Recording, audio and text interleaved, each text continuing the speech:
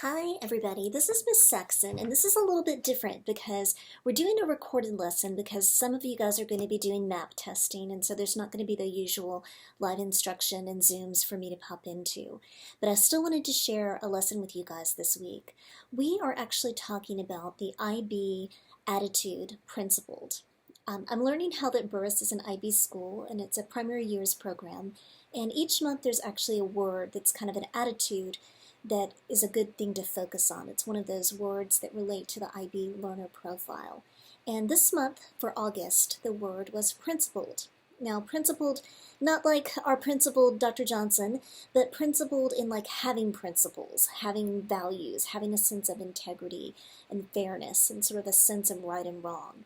And it really made me think a lot about characters in literature that I think represent integrity, and it also made me think about biographies. Sometimes we don't always check out biographies because maybe we don't think those books seem as interesting, but there's a quote about how the truth is stranger than fiction, and a lot of times these books about real people are actually amazing because there's so many people in history that really stand out and really stood on their principles and changed the world. And so I encourage you to kind of take a look at some biographies because I think that you might learn a lot, and there's a lot of really interesting people.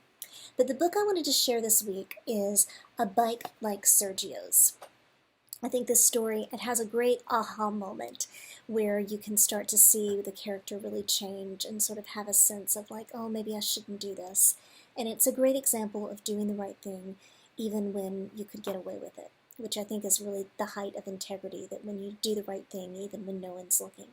So this book is A Bike Like Sergios.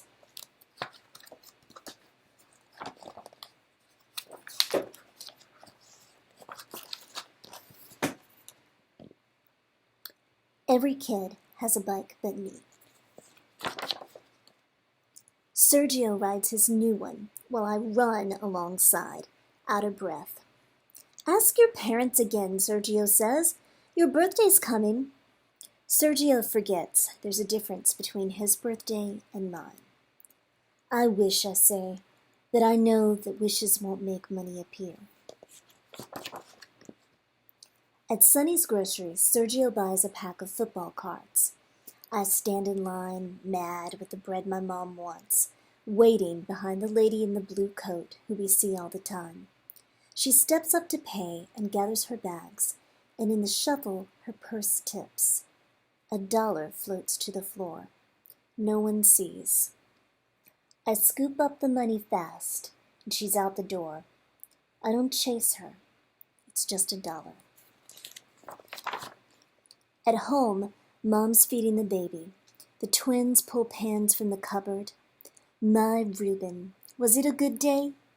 I nod and act busy. The $1 in my pocket stays a secret. Later, when I'm alone in my room, I fish out the crumpled bill and stare. It's not $1, or 5, or 10. It's $100. My hands are shaking. That money is enough for a bike like Sergio's. And then I won't have to run. I'll be riding. Dad gets home from work late and tucks in my little brothers. And when he gets to me, I squeeze my eyes shut and stay as still as a stone. In the morning, the $100 bill is safe in my backpack. When I get to school, Mr. Grady says we'll be learning about math and money. Money in math class. He sets up a store with fake bills and coins and pictures of things we can buy. I joke around and blow all my play money on a camera right away. Me on my bike is all I can think about. We stop at a bike shop after school. Inside, I walk the rows and I find one just like Sergio's, but silver. Man, you look good on it, Sergio says. And it's true. But I know if I ride home on a bike like that, I'll have to tell my parents where I got the money. I'll talk to them tonight, I say, and Sergio high-fives me. At home, Mom is making a list for Saturday. She walks her fingers through the cash in her wallet, and then she crosses things off. Maybe next week, she says, and she looks up at me and smiles. Me with the $100 bill in my backpack, and her crossing off groceries on the list. Then she hands me a $5 bill. On your way home tomorrow, could you pick up orange juice at Sonny's? When she mentions Sonny's, I feel the sweat. What if the lady in the blue coat is there? I take my stuff back up to my room, dump my papers out of my backpack, and that's when I see it. The zipper that was closed is open, just enough, and the money that was there is gone. Headed out the door, I mumble to Mom, "I'll be right back." Rain is falling as I retrace my steps from school to the bike shop to home. Leaves and money look the same. Rain and tears feel the same. I walk hunched and draggy to school the next day, while Sergio rides in circles. My brother built a ramp in the alley, and I went airborne. "If you get that bike, you can use it." I don't tell Sergio that I won't be getting any bike at all. The day stretches out. "How many nickels in a dollar?" Mr. Grady asks.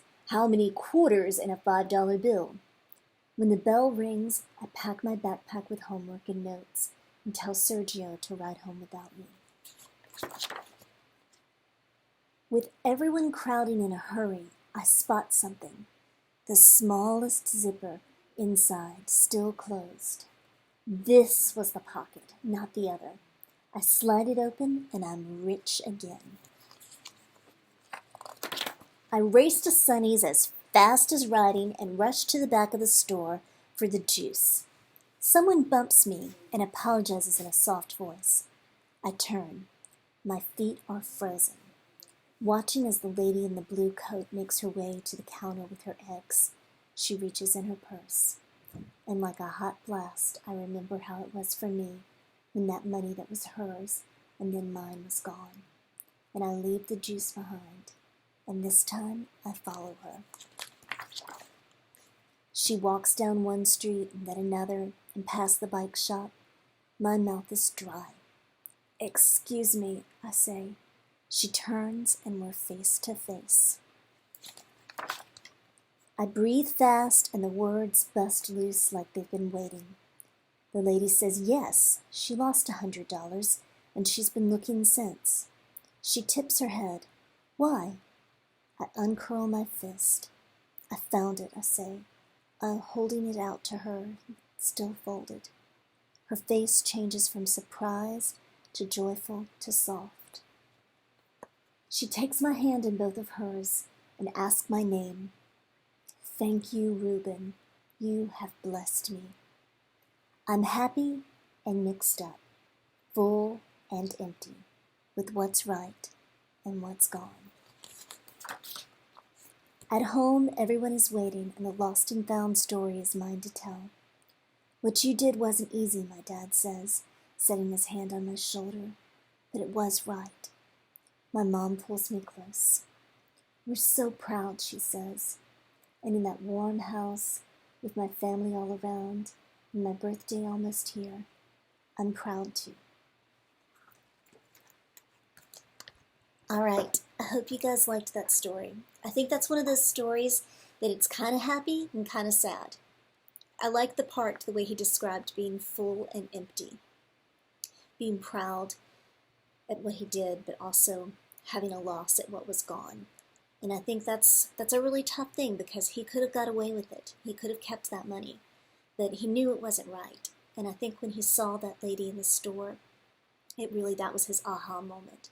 But he knew he couldn't do it. And I think he felt guilt along the way. I noticed when his dad tucked him in and he pretended like he was asleep, and how he talked about the bill being a secret. And at different points he just talked about sweating.